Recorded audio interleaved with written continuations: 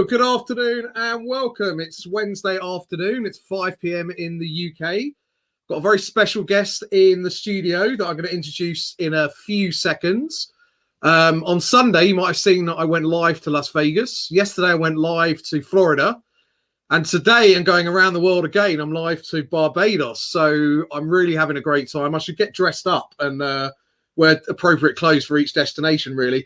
As always, thank you to my community patrons. So Hyve Group, Tarsus Group, Easyfairs, Rerusni, 19 Group, Smart Digital, and SISO. And obviously, you can watch, as always, all of my content live on demand in video and audio format on www.danassor.com.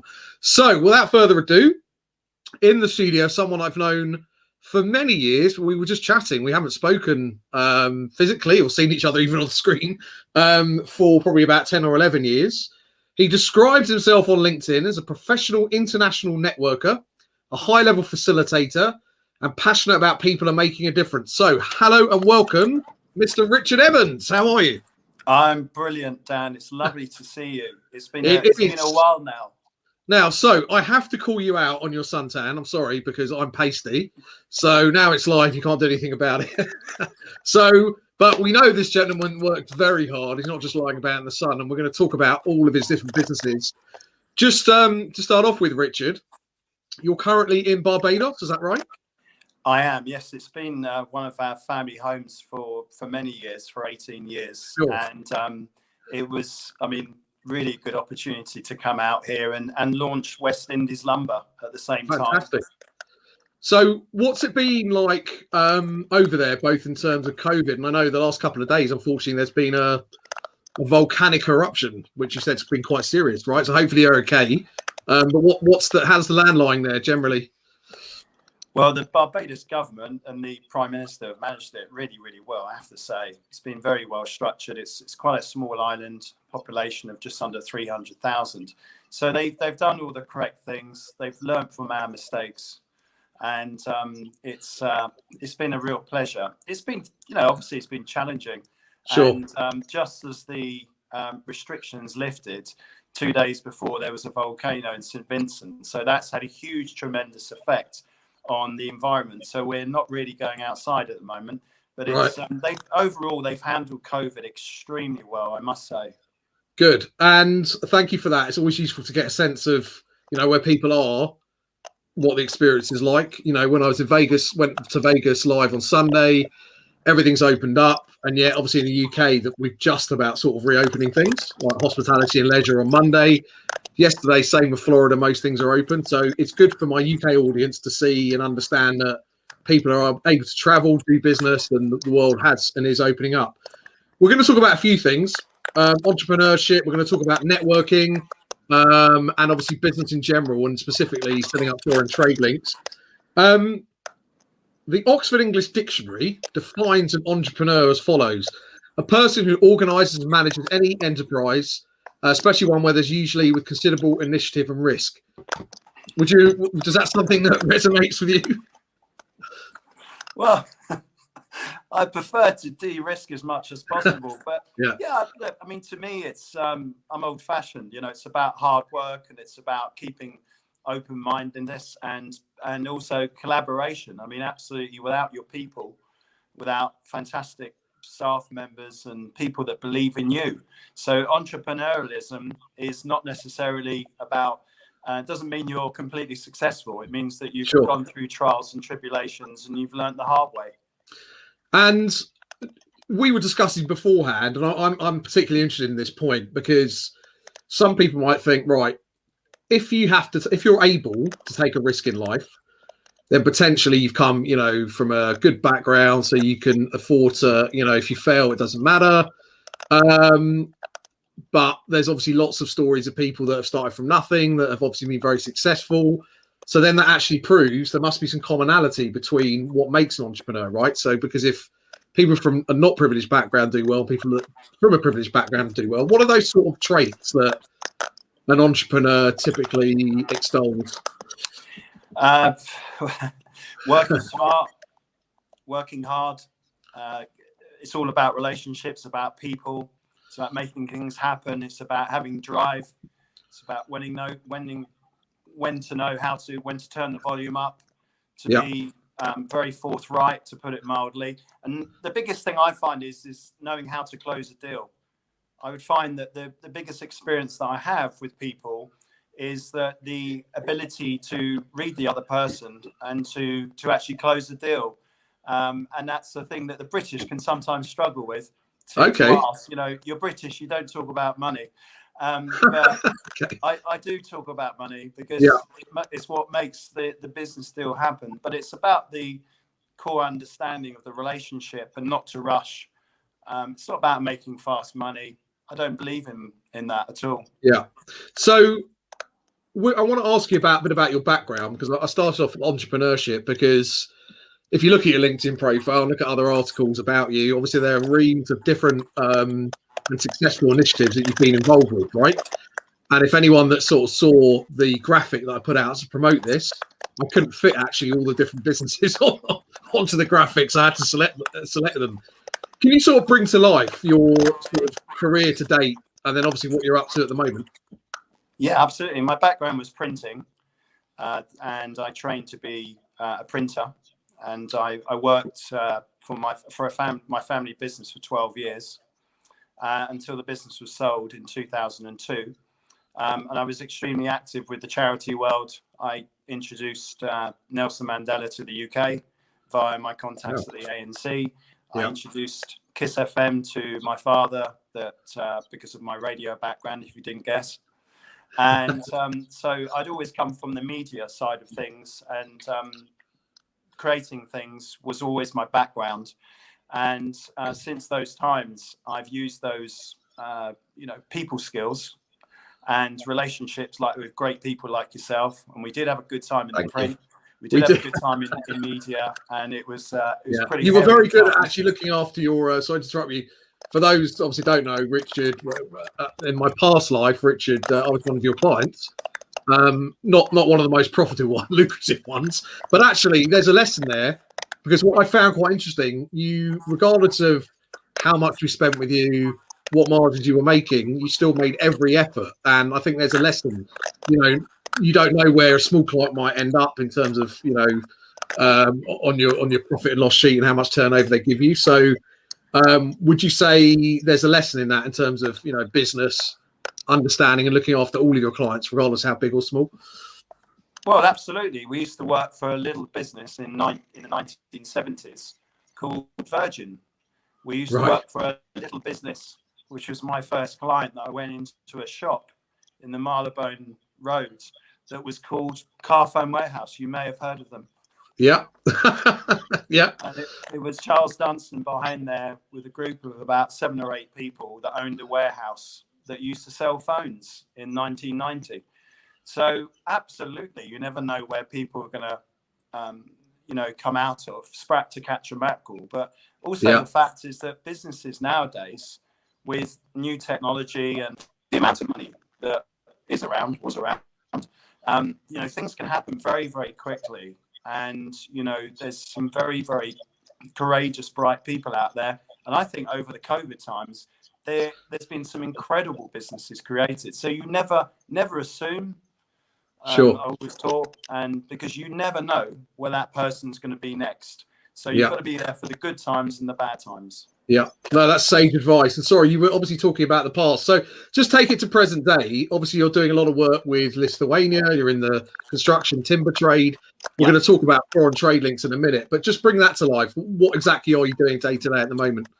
Well, really, it's a similar thing to the print management, where we used to provide a solution to connecting to a man or lady that can. So I moved into construction to modular construction, which is built off-site and delivered to on-site. And there's obviously huge benefits to that in the speed of the build and the quality. And a good friend of mine in Lithuania said to me, why don't you come to Lithuania and trade? Please come for 4 days. I introduced you to some great people. They looked after me, put me in a nice hotel. Yeah. And then I fell in love with the country, and I thought it was a very good central point to be based in the Baltic states, near to Germany, near to Poland, and obviously near to Russia, and expanded about 14 months ago into timber. And that's really, I suppose, coming out of print and being a bit of a loose end, to be honest, for many years.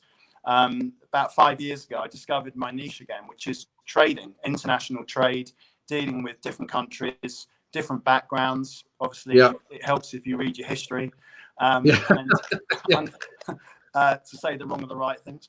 But basically got into connecting people that required timber to UK clients. And obviously the world has changed. It's changing all the time. There's a serious shortage of building materials in the UK.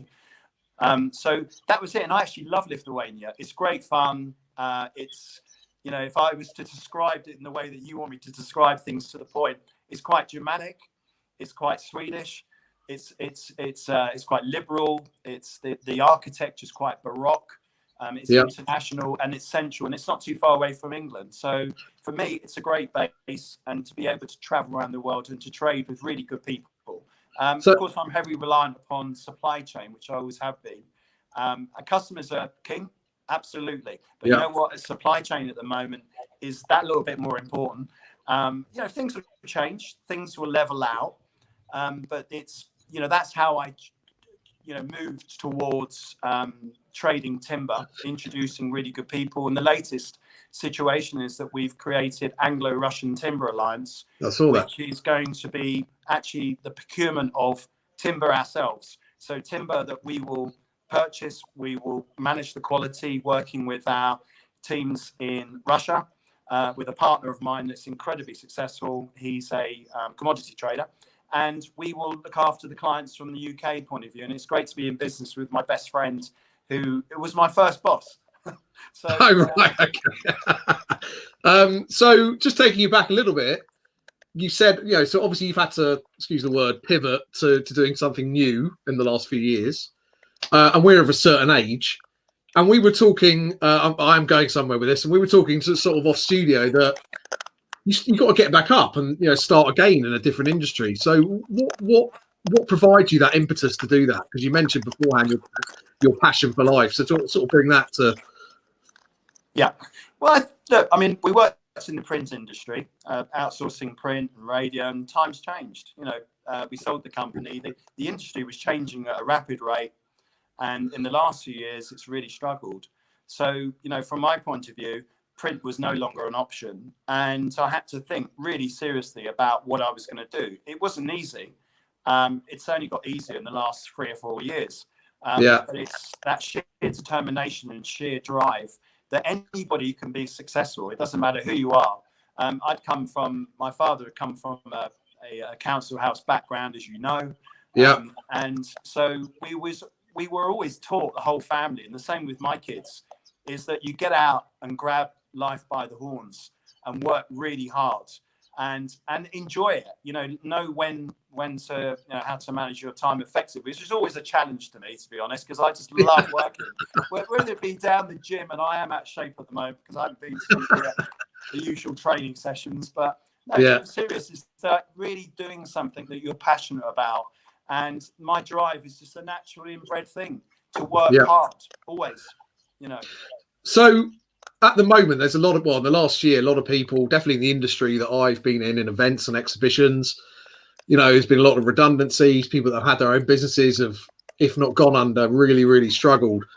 And what sort of advice or message, not necessarily advice, because they might be thinking they know what they need to do, but, you know, to pick themselves up and to think, actually, I can go again, maybe in a different direction, in a different industry. What would you say to those people, or a younger person that's sort of coming into the job market at the moment that maybe is thinking, God, you know, what am I going to do? It's a difficult time. What sort of advice might you give to them? Because I like these programs to be educational as well, or informative. Resilience. You know, to get back in the ring, wipe your mouth and get back on with it. Just keep on coming back. If I could use a boxer's terminology, get back in the ring and wipe your mouth and get on with it. And I think that, you know, it's, I think nowadays young people are amazing. I have to say, with the people I've met and the knowledge and the streetwise, the attitude that they have is really, really good. So yes, it's important to work hard. Yes, it's important to work smart, but it is resilience and being told no many times You know, you can't give up. You can't feel sorry for yourself. You know, there's no one's going to really feel sorry for you. And if you've created those fantastic relationships as early as you can by networking as much as possible, and that's the problem. It's short-termism is the biggest problem. You have to think long-term. You have to be real, and you have to be there for people. And, you know, no room for flakiness in my world. You know, I have zero tolerance for that. It's like, are you real? Yes, we are real. That's good. That'll help. And to pick yourself up and to get on with it and to drive yourself, but to keep healthy at the same time. And just remember that you never know who you're dealing with. And you never know those people are watching you that actually, like with my business partner, after 7 years, said to me, Richard, now's time to do business. I've seen how hard you've worked. I want you to be my partner. So I, you know, I do believe in luck, but I think I'm more fortunate because the harder you work, the lucky, you know, the lucky you are. It's true. I mean, it's a phrase that people use, but obviously it does ring true in terms of hard work ethic. You were saying sort of before that you thought now was actually a good time for maybe, you know, for lots of opportunities, maybe people thinking of starting a business. Why do you think that is? Because, you know, some people might say, well, God, we're just coming through a global pandemic and everything's still not great. Why do you think maybe times of adversity present good opportunities? Always. I think that the way that England of late, despite a rocky start to the way it has handled COVID, has been really reminiscent of the Second World War. Keep calm and carry on. I think always during times of adversity, when, you know, it's been a really tough time for everybody and everyone's been affected. My heart goes out to the National Health Service, those that work in hospitality, including my own kids that lost their jobs. So it's, I think there's a fantastic opportunity. Obviously, the market's changing, trading's changing, rules of engagement are trading. You know, some people have discovered Zoom, which is great. And it's enables you to think, we can't go and meet people. So we've got a 30-minute Zoom call or a 40-minute Zoom call. So we have to make this as productive as possible and to do business. And I think that everyone's united together as a world, more so despite these times of adversity. There is a tremendous opportunity to trade, to come up with new ideas that no one had thought about before. Myself with the timber, with other trades, of real challenges to get hold of build materials when I'm actually, you know, coming back and forth, living in Lithuania, having those existing relationships already and being close to those countries that can provide those materials. So think of something that, you know, that we need, that we really need. And looking back on it, if to answer your question once again, if I was to give a suggestion to myself as a younger person, is, I know it sounds obvious, but, you know, I love the obvious, is think about something that people really, really need. And you know the basics of that are food, water, and a few other things, and healthcare. But one of the things that people need is they need to live in houses. So that was what was always driving me, is the fact to house people, the housing crisis. I'm passionate about that. So it's really thinking out of the box. And it's thinking about, okay, so what do people really need at the moment? And there are loads of things that people need. And bringing people together like you have, Dan, and well done. I commend you for your 150 interviews, which is about bringing people together and sharing knowledge. Yeah, and I think, you know, we're going to come on and talk about networking in a minute, and you know, what you need to be consistent and achieve that. I know we're covering a lot of topics in the short time we've got, but obviously you're an Englishman doing business abroad in different countries. Obviously Brexit is now officially upon us. Just briefly, we're not going to go into the detail of treaties and all that sort of stuff. We're not going to put you on the spot. I'm sure you're well versed in all of them. How are you finding it? Has it made any difference whatsoever? What are your partners telling you on the, you know, in different countries? Any impact? When the rumblings of Brexit came along originally, we went to Malaysia to source money for our own developments, to set up a fund. We had a very good meeting. We were given the opportunity to set up a huge fund. And unfortunately, the owner, the guy that I met, was the loveliest guy. I met him in Raffles in Singapore. Beautiful hotel, never been there before. And I was nervous. very nervous. I had my case, but I was so sure of what we had to offer. There was such a huge opportunity in the UK. As soon as Brexit came, they said, look, Richard, we love you and we like what you're coming up with, the developers you've got. It's a great opportunity for us to invest, but we're really concerned about Brexit. And that was after me spending 20,000 quid on a trip to Malaysia, which I really didn't want to hear. Yeah, they could have told you that beforehand. Frustrating. Yeah, it set me back. But the opportunity now is that I think that because humans are naturally can be more resilient than others, and again, you've slapped on the face and you get back up again so many times. Do not give up at any time. Just keep going, keep the train moving, and eventually you will find a very good niche. To all young people out there, get out there, work hard, work smart, and keep focused, but distinguish what is really needed. What do people really need? Not, just because you're passionate about it, because you could end up being a busy fool, and we're all guilty of it. And I've had many failed businesses and I've had many successful businesses, but it's really about deciding where your heart lies and where you want to be, and resolving that and staying steady. Yeah, no, that's good advice. And Richard, we were saying, how many connections do you have on LinkedIn? You know what? It's not about numbers; it's about quality. Look, I got into LinkedIn. I'll tell you in a minute. 14 years ago, I'd never heard of it. A good friend of mine, Richard Guilfoyle, said to me, "You should get onto LinkedIn." And I was like, "What?" I didn't even hear about it. And to be honest, it's a bit of an obsession. And yes, I do win business from it. And I've won some very good friends as well. And I've also kept in touch with great guys like you, who I've always admired. And we've won some serious, we've established some serious trade routes at different countries. So 27,000 followers, but it's about quality. It's not about quantity. But the wider picture I want to talk to you about, because you've mentioned this, it's come through everything we've just discussed. Networking, meeting good people, understanding what opportunities are. So forget LinkedIn for a minute, but generally, and I remember many years ago, I think you said to me, you do a lot of networking, but it's hard, right? It can be tiring. You're constantly speaking to people and keeping in contact with people, and then not forgetting that you haven't spoken to someone for 6 months or whatever. How do you? What are the traits again of having of being a professional network or building that relationship? Well, as we all know, networking is not working, and you need to distinguish the two, because what happens is that to be alert, to be absolutely focused on what you're doing. Networking is a real job. It's a real skill set, and not everybody is feeling comfortable doing it. So from my advice is to be, if you are going to an event, is to take time out. Do not go from events steamed up or frustrated or in anger.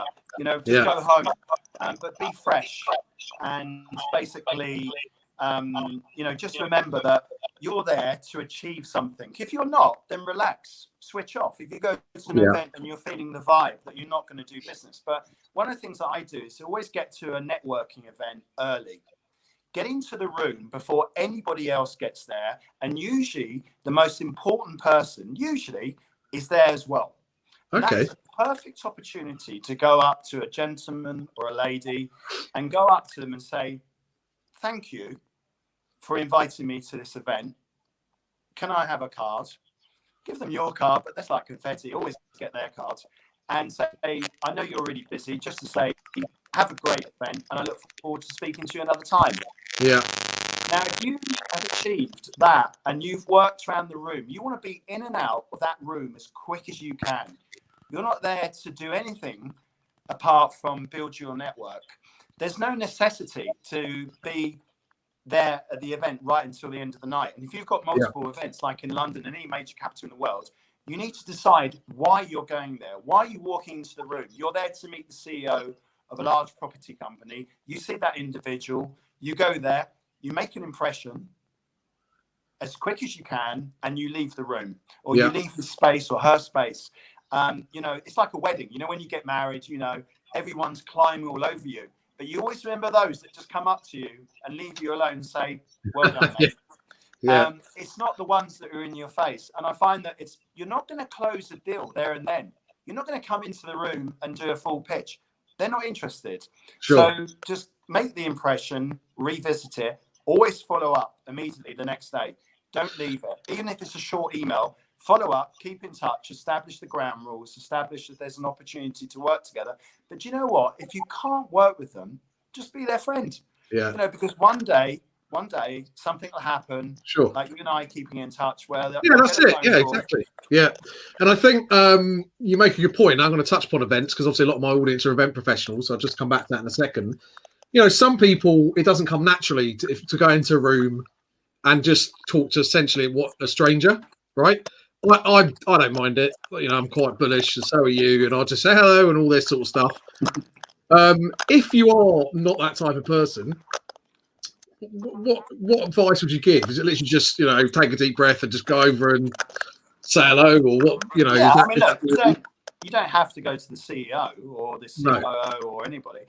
There are some very important people within an organisation that makes the team work. So if you're not so confident and that you don't want to go up to the CEO or the director or whatever, is to go up to someone perhaps in a more management lower level or somebody that you feel comfortable with.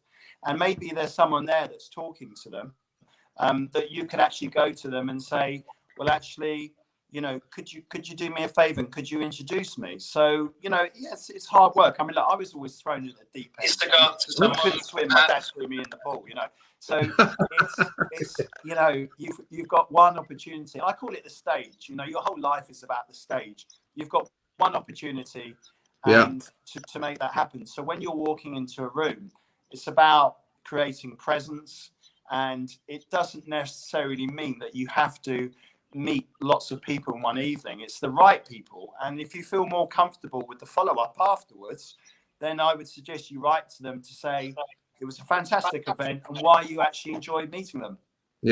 Or coming to the event. No, thank you. That's good advice. And obviously social media, the sort of explosion of the channels, we spoke about LinkedIn, but there are other channels. Would you say that's made it easier to speak to people, or actually harder because there's so much noise out there? And actually, what is the best way, in your opinion, to cut through that on social media to try and get a connection? Because I'm sure you get connection requests and messages. Yeah, well, the biggest mistake to make with busy people is to send them a huge email, which I would say that 85% of the message you get, I'm just shocked that they make a connection, and as soon as they've got this automated service as well, which is really annoying. I would stop that straight away. And the title wrong, I inherited the title, and it's like, if you're going to call me something, call me my name or get it right. And the biggest mistake that people make on LinkedIn is they send a huge message that I'm getting like 1,000 messages a day. I'm not going to read it. So you need to respect people's time, and social media is a great way.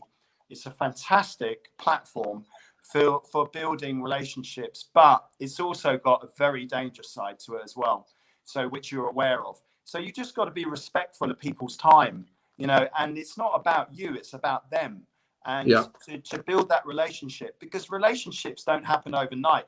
And I don't care whether it's social media or meeting someone by the bus stop. You're right. You do not go for the kill straight away. You build a relationship. You have to ascertain first. I know it's obvious, if you like each other. Yeah. I think you're right. And I think maybe it's a generational thing that, you might get a connection and you think, right, they've connected with me, or they've agreed to connect with me. I must want what I've got, and then just launch into stuff. The other thing you're very good at doing on socials is, yes, you post about your business and what you're doing, but it's very educational at the same time. So there's a thought leadership piece there as well. So again, when you're putting yourself out there on social media, not just connecting with people, do you think that's important to actually give value in your, your tech, your commentary? Yeah. I mean, look, if I'm ever accused of, by the way, talking too much about my business, it's because of passion. But generally, really, it's just to say to other people that, there's so many interesting people in this world. There's so many interesting businesses. And I like to share my experiences to create debate. And, it is quite political, LinkedIn, in a way. And the number one bugbear I've got at the moment is people saying, this isn't Facebook, this isn't this isn't that. who knows what it is? It's a social network. I agree with you. Yeah, it used to be about jobs, but now LinkedIn's far more than that, and it's about a forum of discussion and debate and opinions, which some are best kept to yourself. No, but I've always found your stuff, and again, we haven't spoken for years, but I've seen what you've posted out, right? And actually, quite inspirational to see a businessman starting from fresh again, doing something in a foreign land, in a completely different industry. You've brought to life that industry. You've been live to the timber mills of in Lithuania and elsewhere. And even though I'm not in that industry, I'm telling you now, I haven't said this to you. It's amazing to see, for me to see that. And that's just me. So obviously you're touching lots of different people, and that comes back to what we said before. You never know who's watching, listening. So power to you. You mentioned events and going to events, and obviously when you're networking and connecting, you do it at a lot of events, and we haven't been able to do that.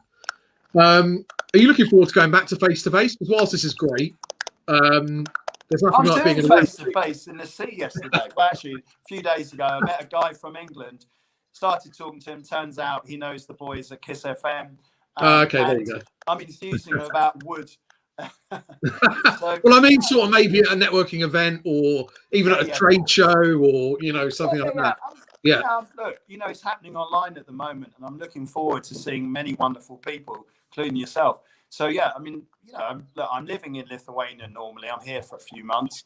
I'll be flying back to Lithuania to meet various people, both personal and business. I'm looking forward to. But yeah, absolutely. I mean, you can't beat London and places like London for networking. It's unbelievable. Yeah. And New York, I've done both. Amazing. It's fantastic. There's other major cities that you can network, of course, but London is particularly good at networking. It's got that vibe. It's good news about the pubs, and I'm glad Boris is out there, supporting. Well, I sat outside on Monday, freezing, because we can only drink outside. Well, I'm actually sweating a moment because I turned off my fan. But we're sorry about that. Well, we're wrapping up in a minute. Interesting that obviously you've done business in many different cities. Do you think business is different in different places? I mean, obviously there are subtle nuances in terms of, but what's your view in terms of the commonalities of business in different areas of the world? It's about being sensitive to their culture, to understanding where they're coming from. But generally, basically, it's about the connection, which happens in a few seconds. Yeah. It's like love. You know when you meet someone. And I didn't know we were going to go down this route. Richard's love house. And finally, Richard, what event would you say you're most looking forward to doing that you haven't managed to, say, in the last year because of the pandemic and everything else, whether it's a personal thing or professional? It's just birthday parties and things like that, and also, and that sounds terrible, but funerals. Celebrating lives of some very special people when we're attending a variety of different religions, including a Jewish funeral recently, which was pretty awful because we weren't able to pay our respects. So we had a very nice ceremony send-off. But yeah, it's disappointing, that kind of level of graduation for kids, birthdays, and every other situation you can think of. So I'm looking forward to getting back to that.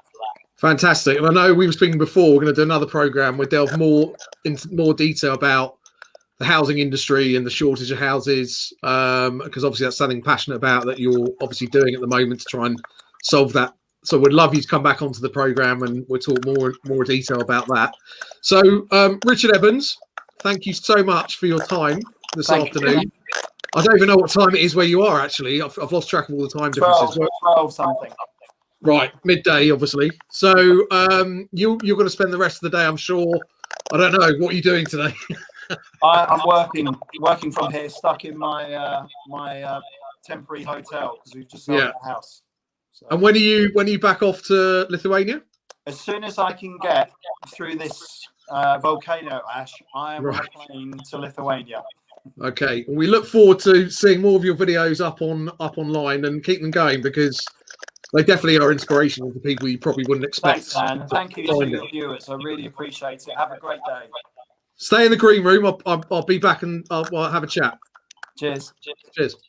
So that was Richard Evans very kindly giving us his time from Barbados. So, we only touched upon a few things there in terms of Richard's business, but we will go back into more detail. I'm sure Richard comes back on our program again, talk about housing industry, because it is something that he's passionate about and is, needs a lot of fixing, definitely in the UK, never mind elsewhere. Thank you so much for listening up this Wednesday afternoon. Please check danasor.com, the schedule for all my shows and all my content. Thanks for listening live, on demand, and in audio. So have a great rest of your Wednesday evening.